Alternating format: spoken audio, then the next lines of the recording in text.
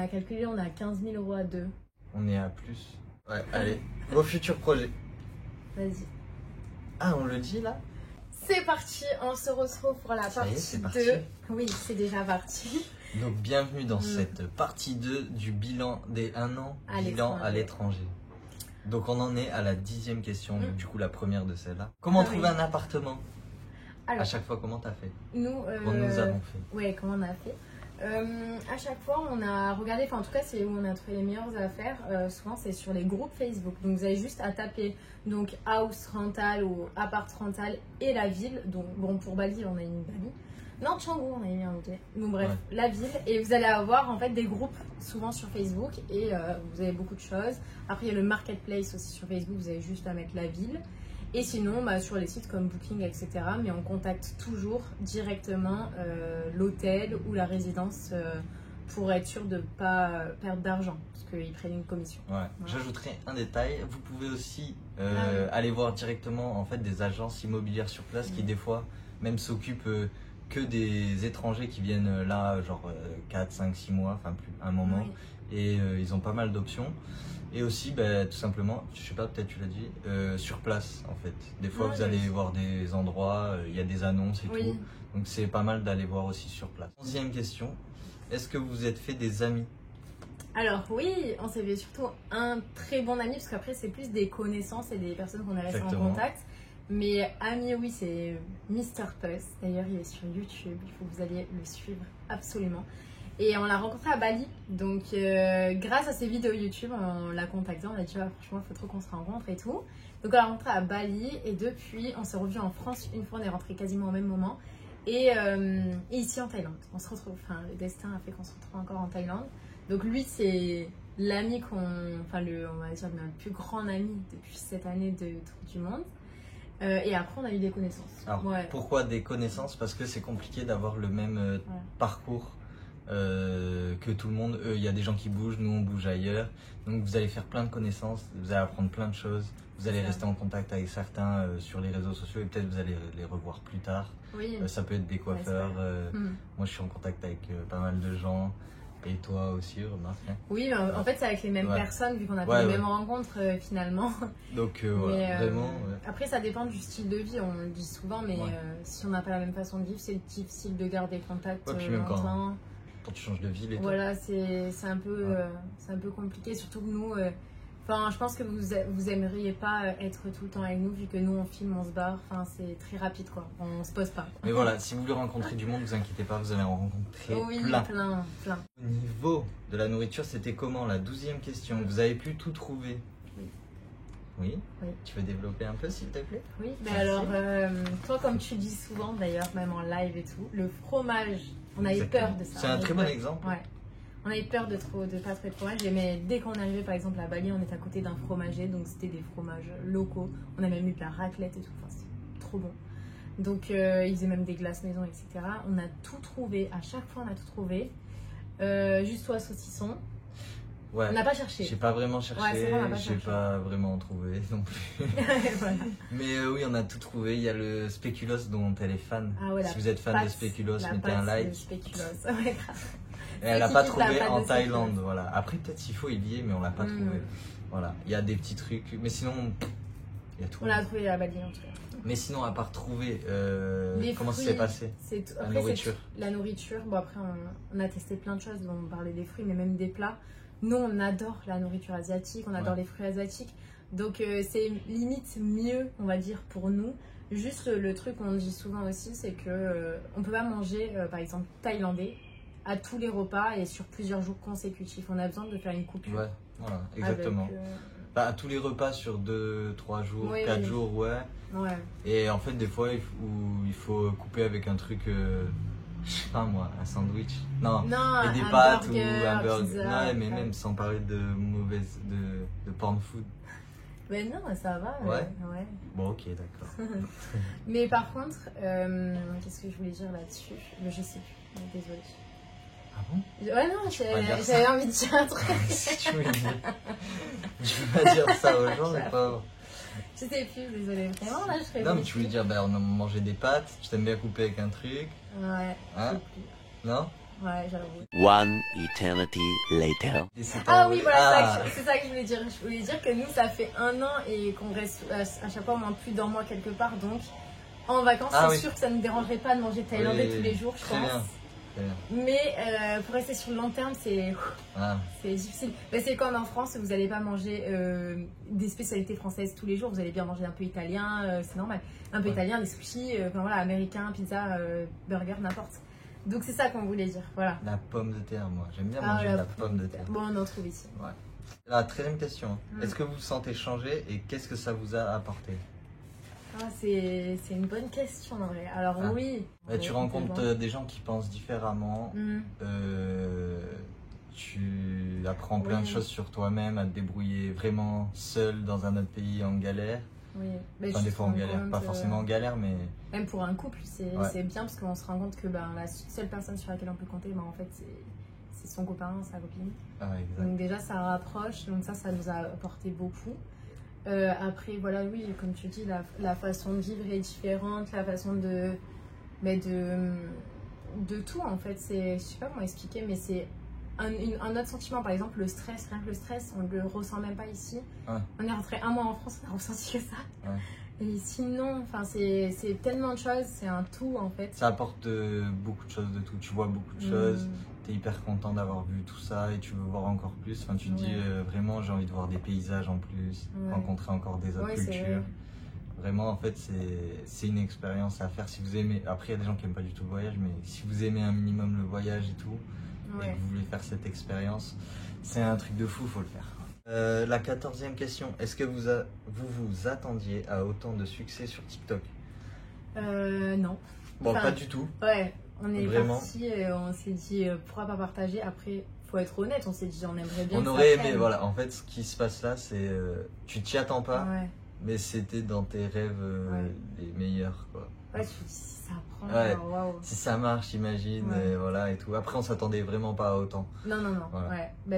Donc, on est vraiment content de ça et tout.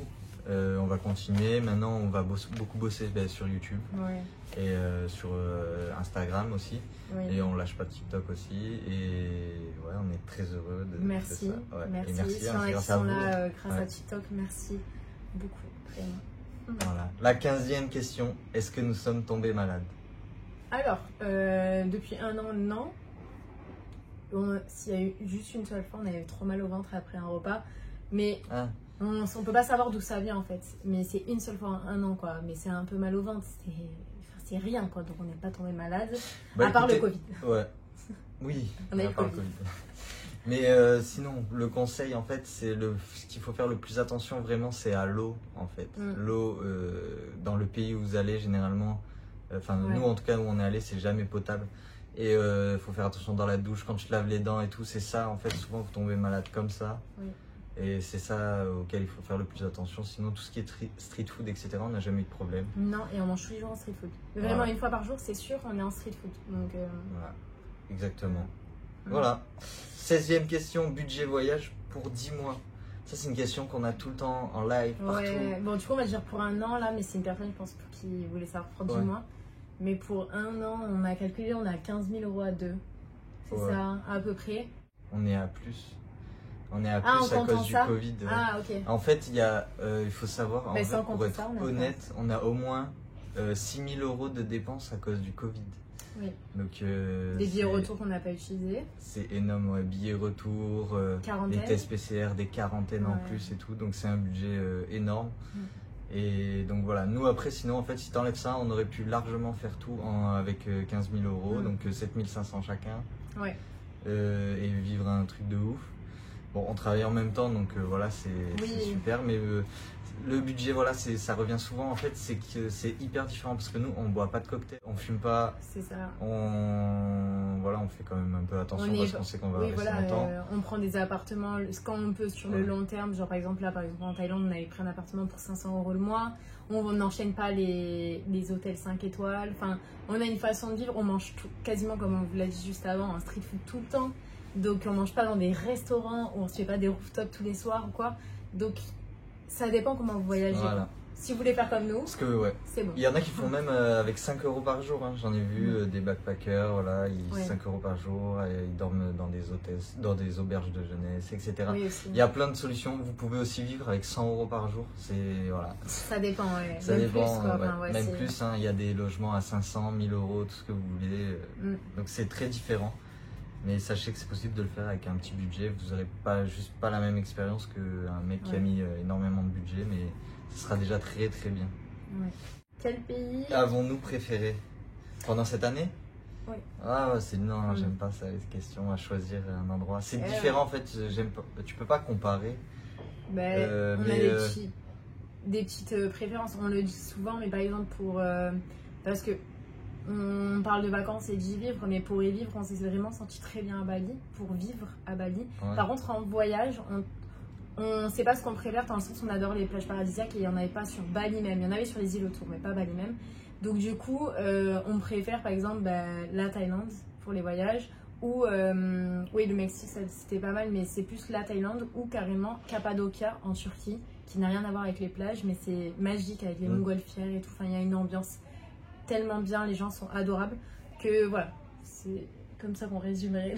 Pour l'instant, on n'a pas fait tout ce qu'on voulait et tout, comme on vous a Forest, dit. c'était On ouf, pouvait pas aller, on pouvait pas Forest. aller où on voulait avec cette année-là, avec le Covid et tout. Ouais. Donc c'est difficile, mais ouais. On vous a tout T'as bien dit. regroupé dans nos e-books voyage, vous avez les liens en barre d'infos.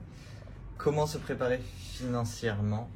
Du coup, on commence par préparer financièrement. Nous, on a... C'est simple, Leslie, elle avait 2 boulots à un moment donné, donc elle était coach sportive et prothésiste ongulaire. Elle travaillait 7 sur 7.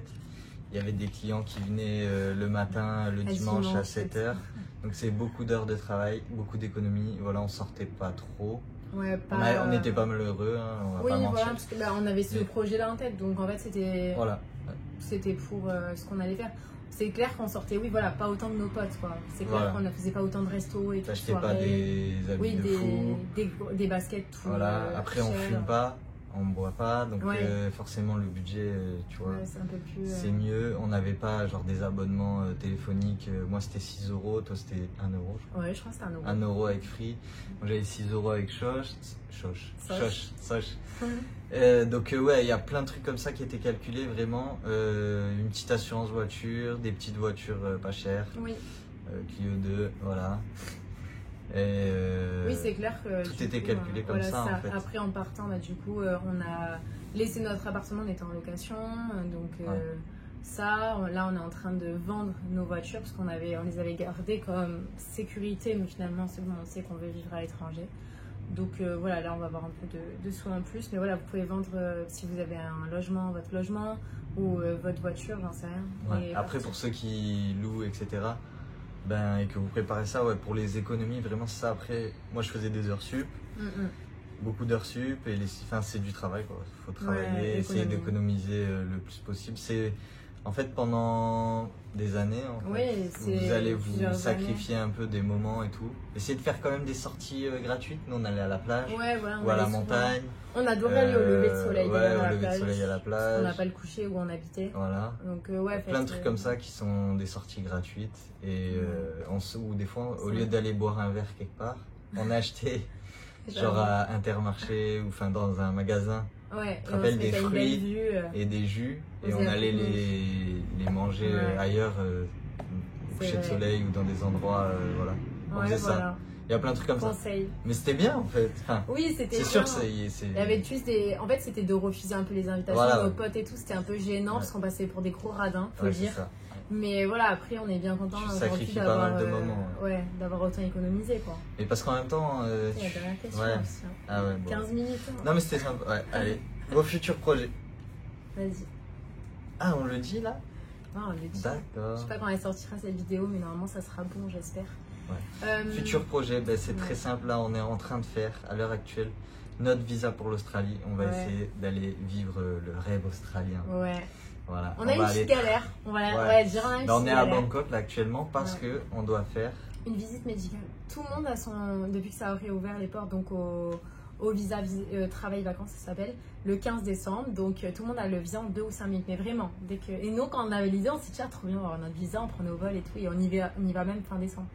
Et en fait, nous, exceptionnellement, on doit faire une visite médicale. Bon, à ce que je sache, je touche ma tête, on n'a pas de problème de santé, mais bon, voilà, on doit faire une visite médicale, radio-thorax, je crois que quelques bilans sanguins et tout. Et le seul médecin agréé australien en Thaïlande, alors qu'on était vers Phuket et on devait aller à Krabi, ben c'est à Bangkok.